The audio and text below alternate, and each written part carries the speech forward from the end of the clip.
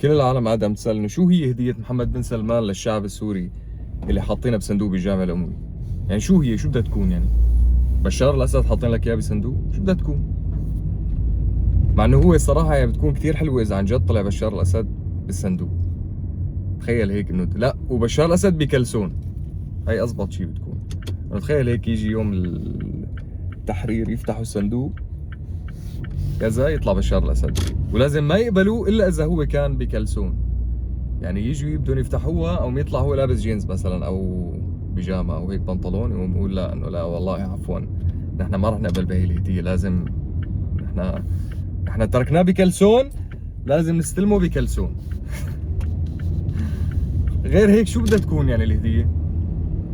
شو الشيء المميز؟ صمديه كذا، شو بدها تكون؟